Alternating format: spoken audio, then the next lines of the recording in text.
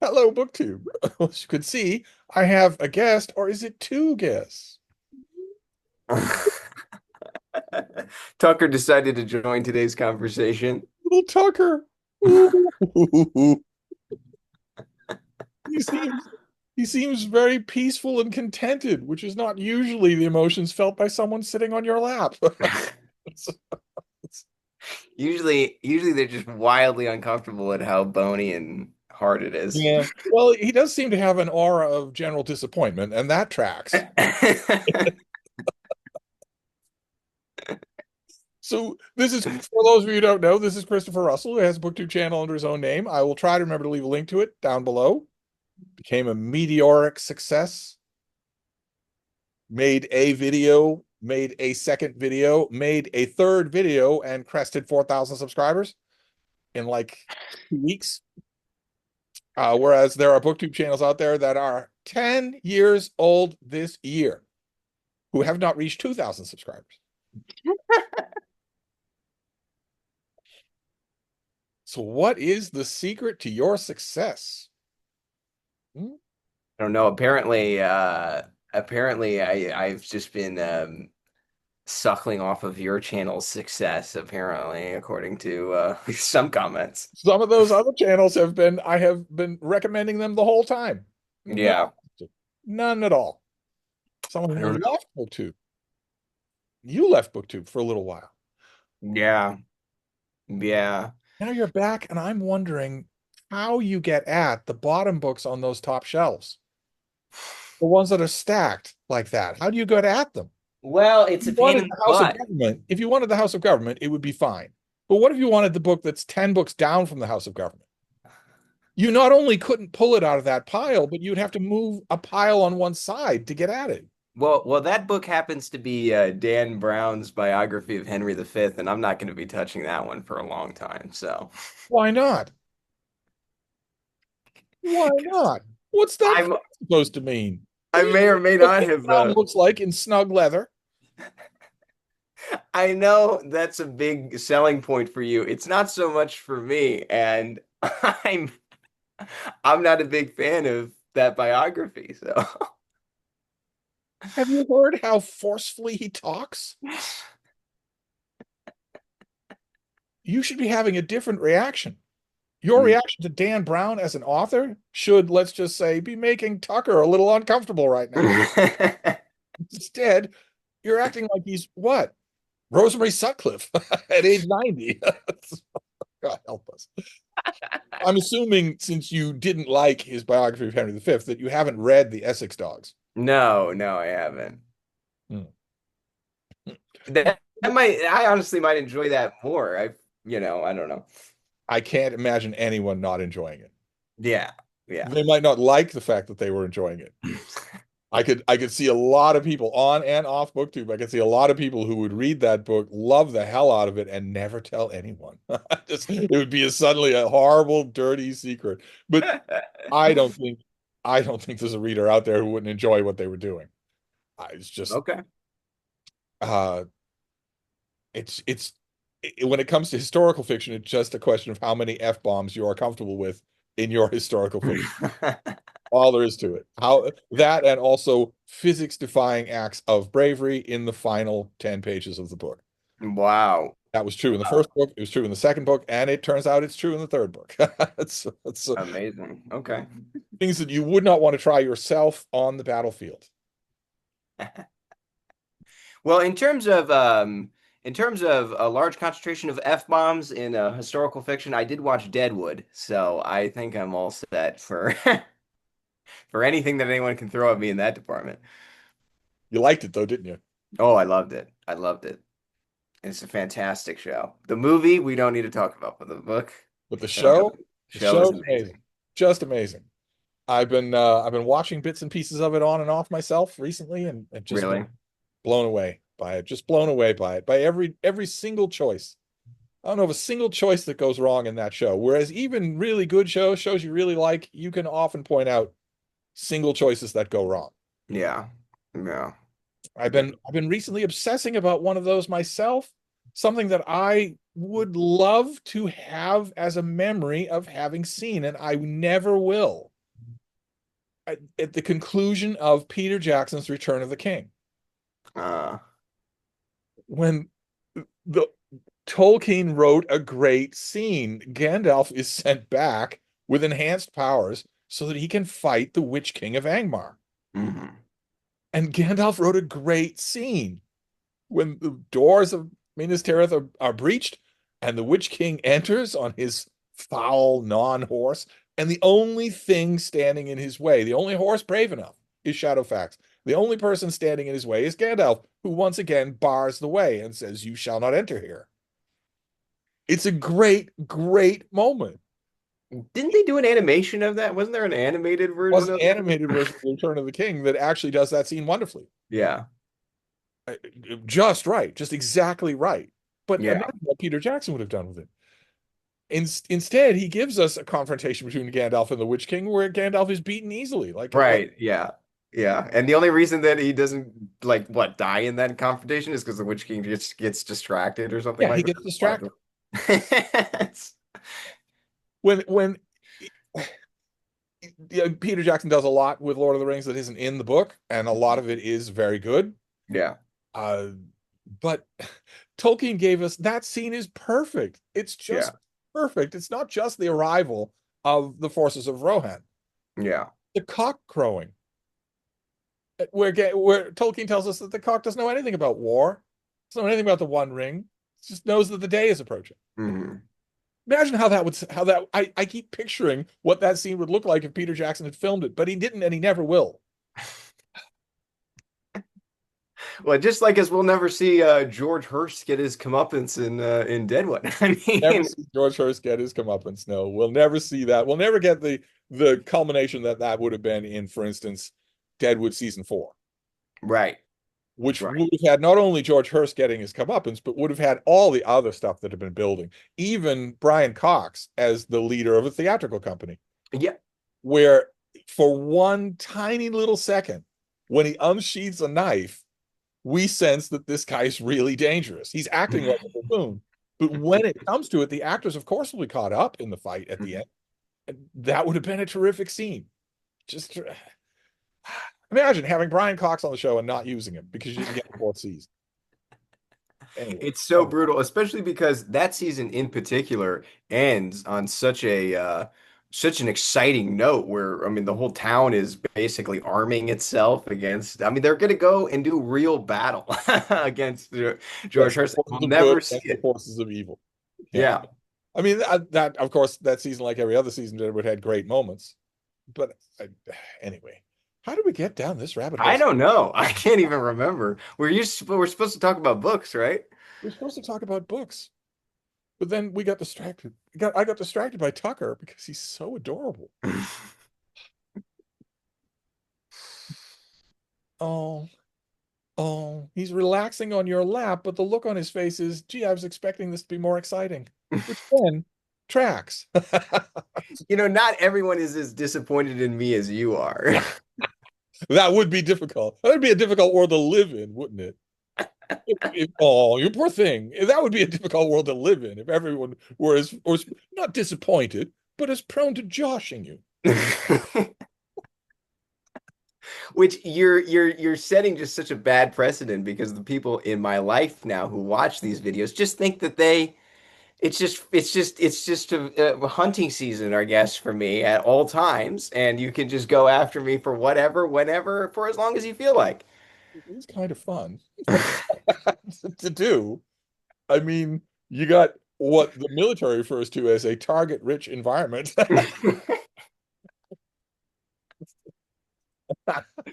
But we don't have to go down that road. People are universal in how affirming and warm and embracing my Zoom chats are. We don't need to go down that road. Plus, I'm not 100% sure that you didn't haul Tucker on here just to safeguard yourself against that sort of thing. A cute dog is a talisman against Oh, sleep. would you stop? First of all, it hasn't worked. And second of all, Tucker does what Tucker wants to do. If Tucker did not want to be here, Tucker would have left. So I want to talk about books, Yeah. but I want to talk about just a bit more about the books that I'm seeing in your room there, in your little office. Oh, cool. Because what do you do with them? What do you do with those books? Like you do you ever stand at that shelf? Do you ever go over to that shelf and like say, I'm in between books and I think maybe I want to read that Pessoa biography. Oh yeah, all the time.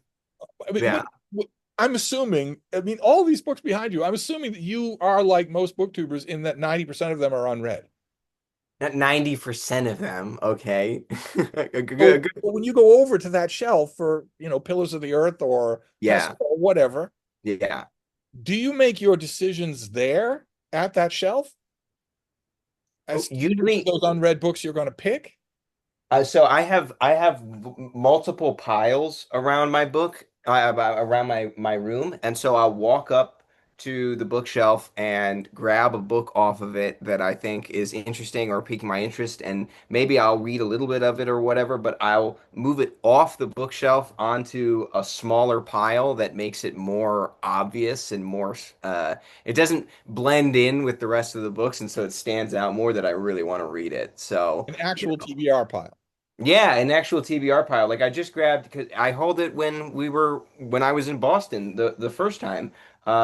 Richard Powers is the Gold Bug variations. I haven't read that yet, and I was walked over to the bookshelf and I saw it sitting there, and I was like, I really need to read that. So I just pulled it off the bookshelf and put it on a smaller pile, and it's been staring at me for like 2 days Well, now. that's So. got me terrified considering your powerless record with contemporary fiction. I'm hoping that you love it. Powers has, I think, done himself a tiny disservice with his last couple of books because people have started to think of him as a causey writer, Mm, and that is usually a detriment to a writer of fiction. If they've got a cause, that's usually a detriment. But Goldbug Variations, I find it hard to believe it won't work on you. yeah, yeah. No, I'm excited to read it. I think. Would you consider him prolific? Because that's another thing that kind of works Well, against it's you a difficult little to bit. say, right? Because as Anthony Burgess famously quipped that E.M. Forster ruined it for everybody by writing 8 novels and then dying. He wrote 8 impeccable novels and then he died. So now it makes you feel like some sort of hack fraud to write more than that, much less happily do it. I guess in by today's standards, we would call Richard Powers prolific.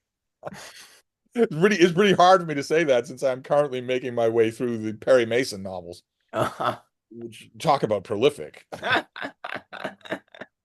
Uh, but I like, for instance, I noticed behind you the wrong edition of the Brothers Karamazov. Is that what I'm seeing? Yeah. The wrong edition of the Brothers Karamazov? Not, uh, no, the other side. Oh yeah, it's over there. Yeah. Yeah, yeah. And Yeah. why for our viewers? Why would that be the wrong edition? Just Maybe it's missing a certain endorsement Mhm, from a certain critic. mhm. Yeah, if you have a copy of a book and it doesn't have my name printed on it, it's probably not the right copy to have. Right, Now, right. Yeah. and in this Zoom conversation, there are actually 2 out of 3 people who would agree with me. And that's the horrible realization that people always have when they haul on their cute dog is that they're on my side. But so you don't really need to keep that crappy Brothers Karamazov, do you? You could just get rid of I might need Tinder for a fire or something like that. I don't know. it. So I'm trying to have a nice conversation. I'm trying not to be tipped into teasing Christopher, and he mentions Tinder. Well, I'm gonna bravely power on right by that, and we will talk instead about the natural place you go from any illusion to Tinder, which is American Psycho. You just read American Psycho. Why on earth did you do that? I don't know. I wanted to. It was we're getting close to Halloween, I guess. It was in the air. I was thinking about the movie. You were thinking about the movie. Yeah. Yeah, it's available, ladies. Do you know what a blood clot is? I do. You know how they act? They kill you. They move through the blood system just as easy as could be. You don't feel a thing, and then all of a sudden, You're dead. you're gone. Yeah. But you read American Psycho. And that could have happened to me during reading American Psycho. That's the worst part. Yeah, in which case it's the only thing we'd all be talking about. Well, it didn't happen, fortunately. Despite the horrible things that you say about my opinion of you, I'm happy that that didn't happen. But so it didn't happen, fortunately. And now you've read American Psycho. You have read what, for good or ill, I would say entirely ill, is a touchstone book in American culture. So That's maybe part of it is. it. That's part of it. I mean, it's like it's part of Oh, if you wanted the touchstone part, the movie would be quite sufficient. You no, did it not. wouldn't. I've got curiosities. I want to know what the book was about, you know? And I don't know. I thought it was interesting how, for example, there were all these allusions to Trump in it. I mean, I didn't realize that those are not in the movie. I did not realize that Patrick Bateman's favorite guy is Donald Trump, which I thought was, hilarious. So, I mean, there were definitely things I got out of it. Yeah, Trump was a name in New York just in the atmosphere. You dig a little, like happens in American Psycho, and he's a name for a sleazebag. Right. It was never a praising No. in the atmosphere, The never at fact all. that the fact that he's Patrick Bateman's favorite guy, or Yeah. or just a thoroughgoing indictment of him as this, horrible or just the epitome of greed in New York. So, do you feel like you got your cultural touchstone value out of reading American Psycho? Certainly got bombarded with a whole bunch of mostly outdated brand names. Yeah. And the music discussions too, which, I don't know. I mean, I still listen to like, yeah, I don't know. I think I'm pretty ambivalent as to, I mean, there are certain books that I actually dislike, and I didn't dislike American Psycho, but I said in my video, I Oh, certainly, believe me, BookTube knows there are certain books you dislike. Believe me, they know that. yeah, one or Ooh, two. I've been known to dislike a book or two, but American Psycho wasn't one of them. I how will could never that read it be? again. How What? could it be that you didn't like it?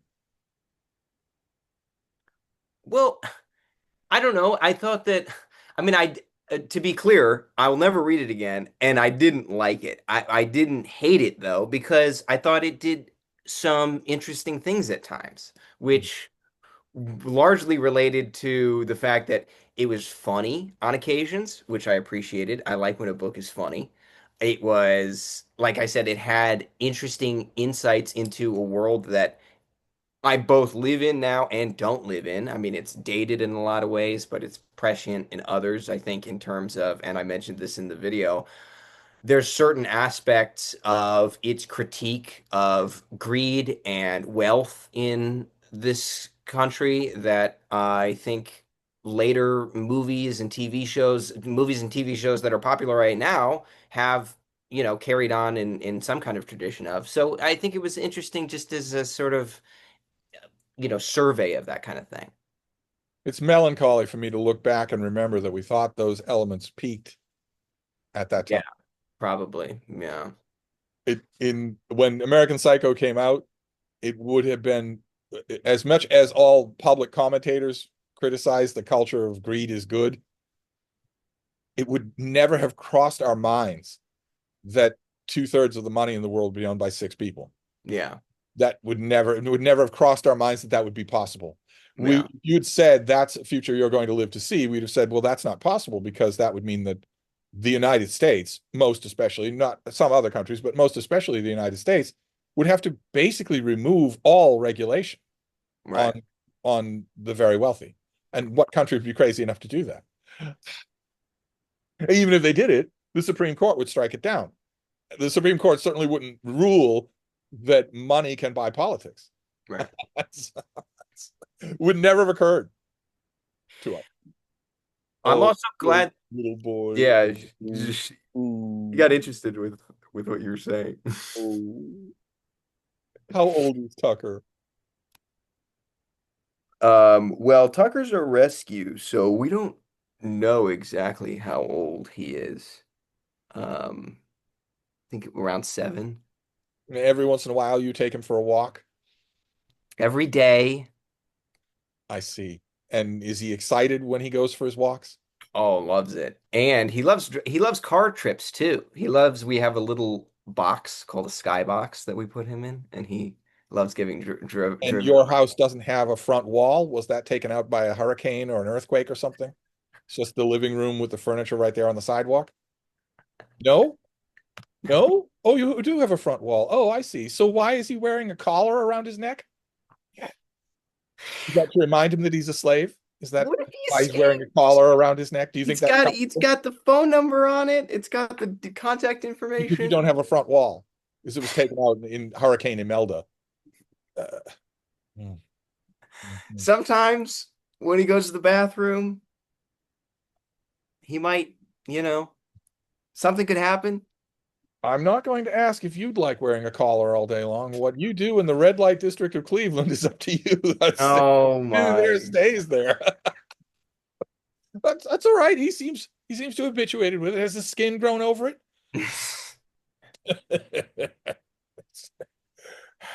Just an FYI for our viewers, Steve does not like dogs having to wear collars, slave collars, inside the house all day long. But anyway, if It's a you put them out in fashion the accessory. yard, I guess it would be important to do. Uh, but anyway, we got off the subject of dog Puritanism and back onto the subject of American Psycho. Now Well, I that you wanted read the book, you can compare the book and the movie. I'm assuming Yeah. that you agree, even though it's a little dark, it's a little twisted. I think the comparison bears out once again my contention that the movie is always better. No. I thought the book was better. How could you possibly think that? I thought that the movie had great scenes, rendered great scenes, but I thought there was more context in the book, and I How much felt like, context do you need to putting rat inside a dead body? oh my God. How Well, much first, context do you need for that that? doesn't happen in the movie. No, Uh, nor should it. What do you get from reading diseased stuff like that? yeah, Kind of well, stuff that made this a controversy. it's a good question, and that's part of the reason why I wanted to read it and figure it out. Like I think, and this is why I'm glad I'm talking to you about it because you can confirm this for me or not. I felt like in a way it was taking what I had read in things uh like Bellow or Roth or Updike and like turning it up to 11 to the point where it just becomes it takes everything that's simmering under the surface in those novels and then just explodes them Right. into a massive geyser. And that I think I was kind of picking up on that and I was like I never thought that in the movie, or I never picked up on that in the movie. Now that I'm reading it, I'm realizing that there's these parallels, and it became a lot more clear to me. But why would you want that clarified? Well, because I don't like those guys, and I The like, vapidity, the repetition, the excess, the stupidity, the violence, yeah, the misogyny. Isn't the movie enough of that? What, yeah, but why, how much context or nuance does that need?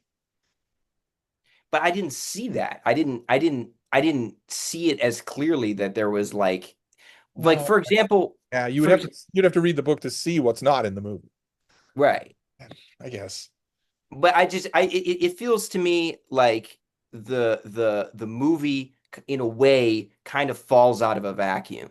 But the book, I can feel where the book is coming from more, and it has more of those like illusions that I referenced before, and I can kind of get a better idea of like what Bret Easton Ellis was thinking about when he was writing it and coming up with it. But I didn't like it. I'm not going to read it again. No, no, well, it's not the kind of book that you like unless you're a dude bro. The Right. dude bros all do love it. The manosphere does love it. They unambiguously think that Patrick Bateman is a hero.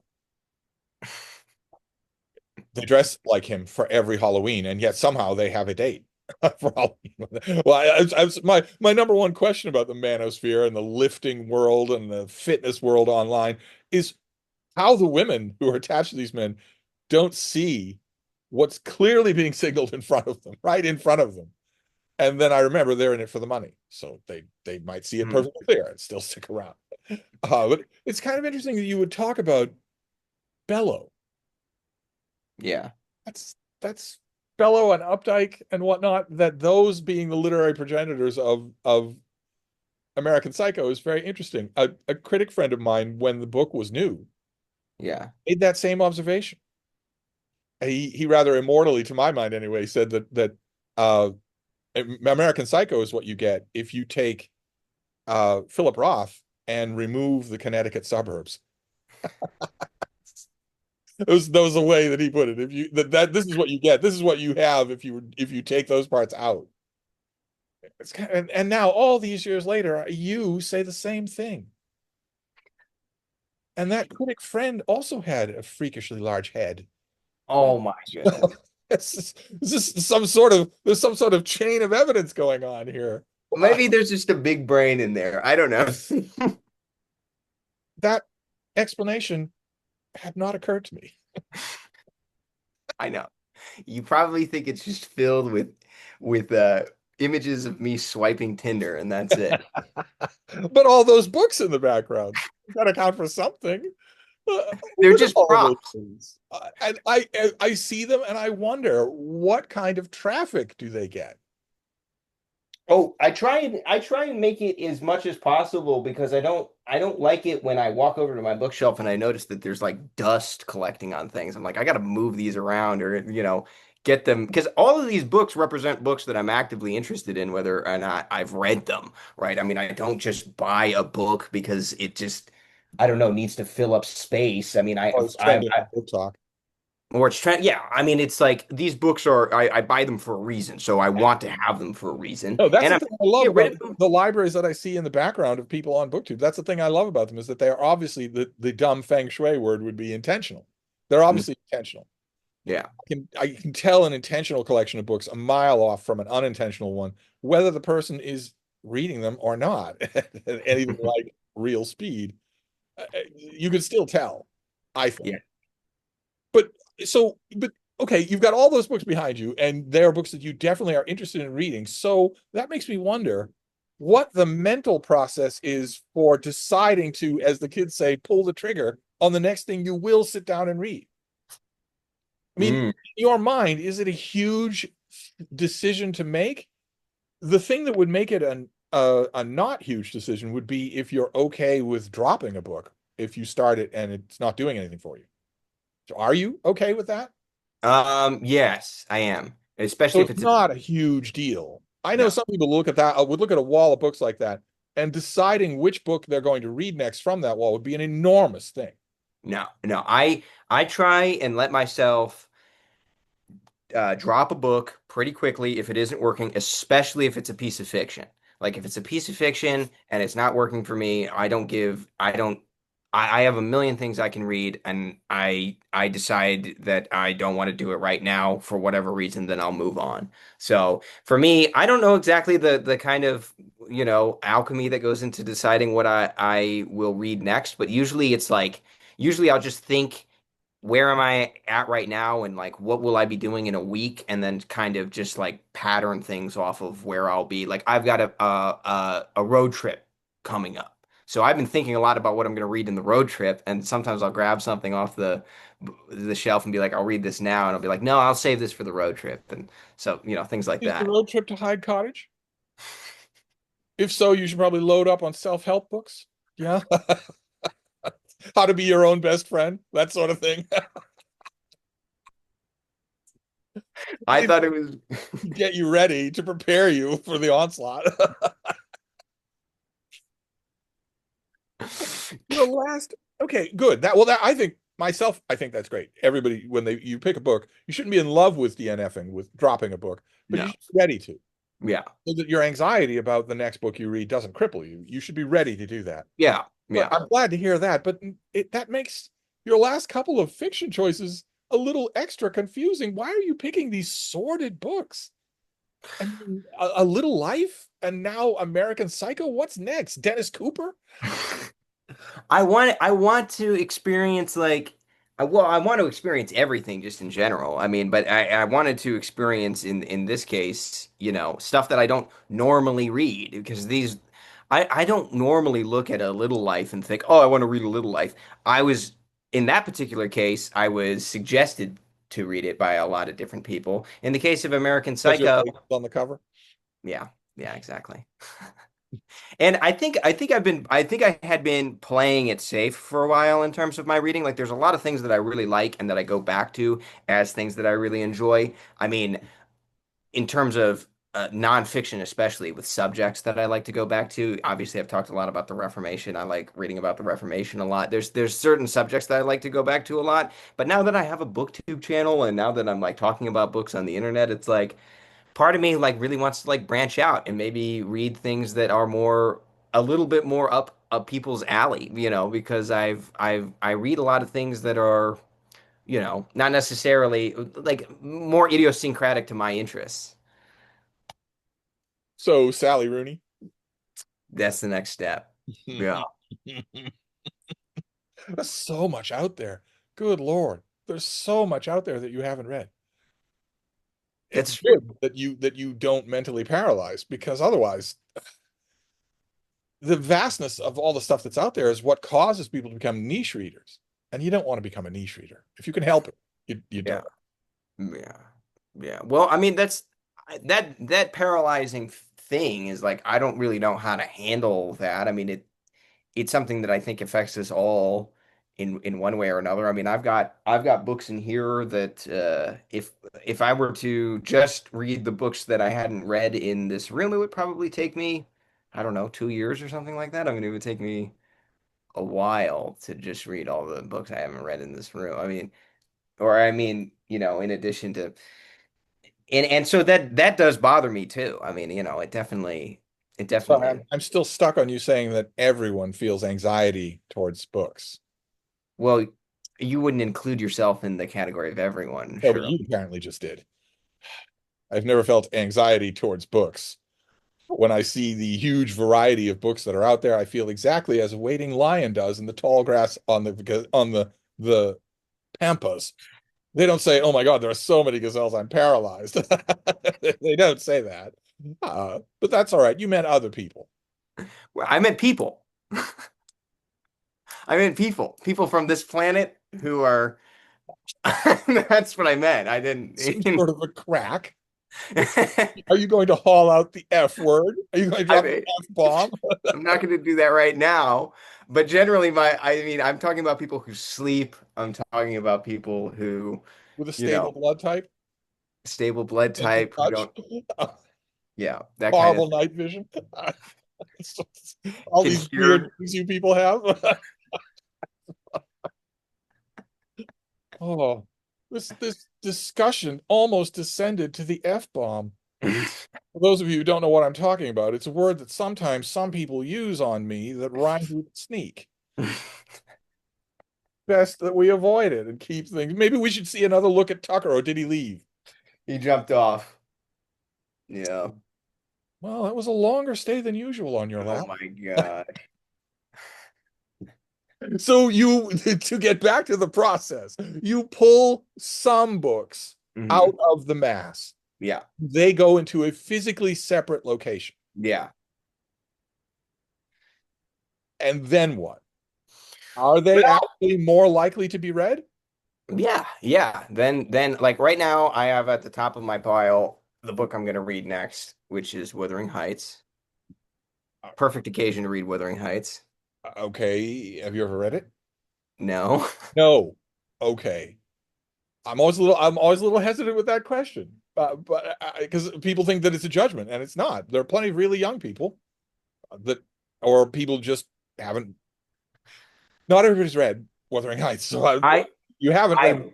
I I read Jane Eyre a long time ago, loved it, but I have not read Wuthering Heights, so I'm excited. But I also pulled down the biography of Benito, or how do you say the name?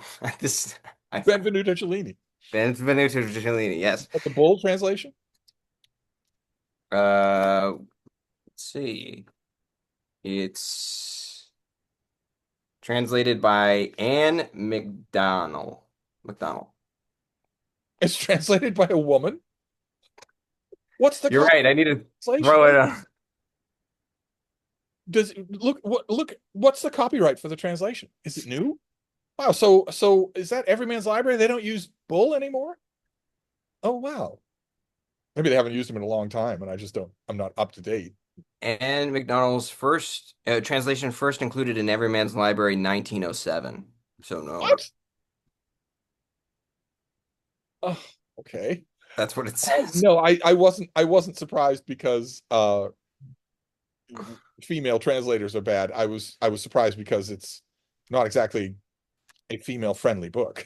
It's all must have been a very odd experience to translate, which automatically makes me wonder if it's bowdlerized.